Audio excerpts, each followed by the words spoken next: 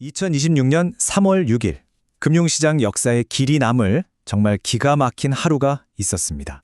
왜냐하면요, 전혀 다른 종류의 거대한 위기 두 개가 마치 약속이라도 한 것처럼 정확히 같은 날 시장을 덮쳤거든요. 자, 이 완벽한 폭풍 속으로 한번 들어가 보시죠.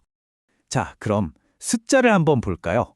이 폭풍이 얼마나 대단했는지 바로 감이 오실 거예요.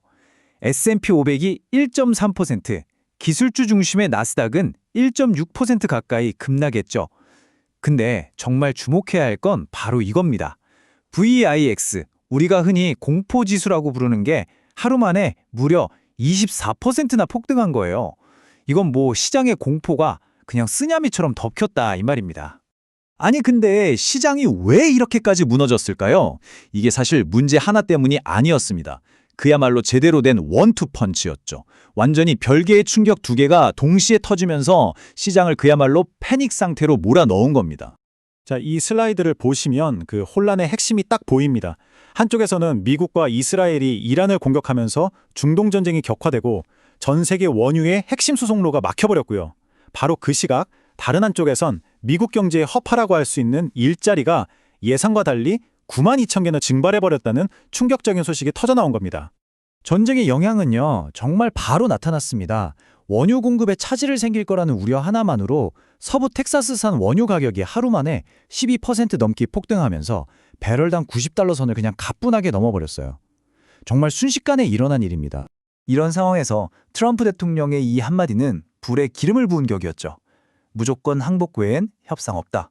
여기서 딱 느껴지잖아요. 아, 이 사태 정말 쉽게 끝나지 않겠구나. 자, 그런데요.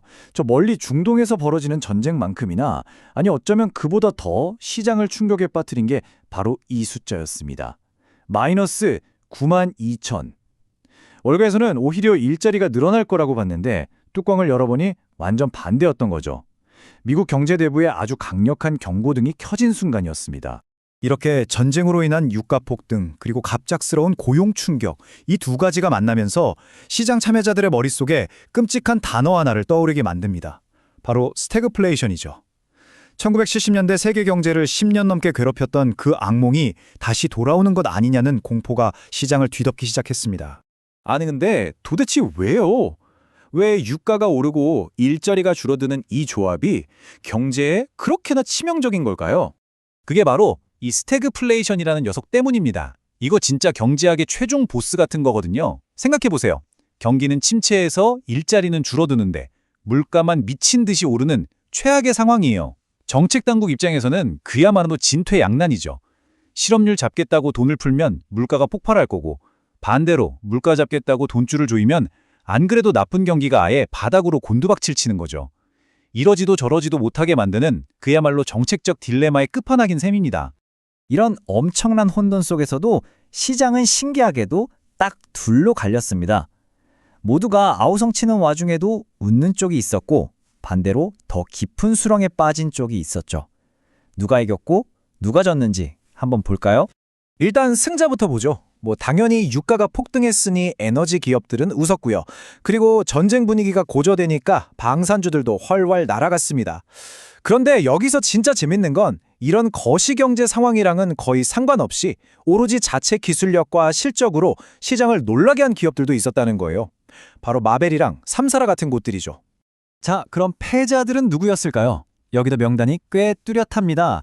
경기 침체 우려에 가장 먼저 얻어맞는 기술주 섹터가 크게 하락했고요. 특히 새로운 AI 칩 수출 규제 소식은 엔비디아와 AMD의 직격탄이었습니다. 금융주 역시 이러다 돈 떼이는 거 아냐? 하는 신용 위험이 커지면서 하락을 피하지 못했죠. 특히 세계 최대 자산 운용사인 블랙록이 자기네 펀드에서 돈 못 빼준다고 선언해버리니까 이게 시장 전체에 뭔가 진짜 위험한가 본데 하는 불안감을 확 키워버렸습니다. 이 모든 상황을 지켜보는 중앙은행, 그러니까 연준은 정말 골치 아픈 상황에 빠졌습니다. 한쪽에서는 경기 침체 신호가 오고 다른 쪽에서는 인플레이션 경고등이 켜지니 도대체 어느 장단에 맞춰야 할지 모르는 거죠. 연준 내부에서도 의견이 완전히 갈렸어요. 미란 이사 같은 비둘기파는 지금 당장 일자리가 무너지고 있으니 금리 내려서 경기부터 살려야 한다고 주장하고 콜린스 총재 같은 매파는 아니다. 인플레이션이 훨씬 더 위험하다. 금리 인하는 절대 안 된다. 이렇게 팽팽하게 맞선 겁니다. 그런데 이 복잡한 상황을 시장은 정말 기가 막히게 표현해냈습니다. 바로 이 국채 수익률 차트를 통해서요. 자, 보세요. 2년짜리 단기 국채 수익률은 뚝 떨어졌죠. 이건 시장이 아이고, 당장 경기 침체가 너무 무서우니까 연준이 결국 금리를 내릴 수밖에 없을걸? 여기에 돈을 걸고 있다는 뜻이에요. 그런데 저 멀리 30년 뒤 미래를 보여주는 장기 국채 수익률은 오히려 살짝 올랐습니다. 이게 뭘 의미할까요? 장기적으로 봤을 땐 이 인플레이션 절대 못 잡을 거라는 공포가 시장에 깔려 있다는 겁니다. 결국 시장이 보내는 메시지는 이거 하나예요. 굉장히 모순적이지만 명확하죠.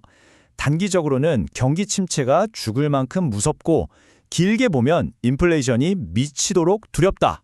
자, 그렇다면 2026년 3월 6일. 이날은 그냥 지나가는 혼돈의 하루였을까요?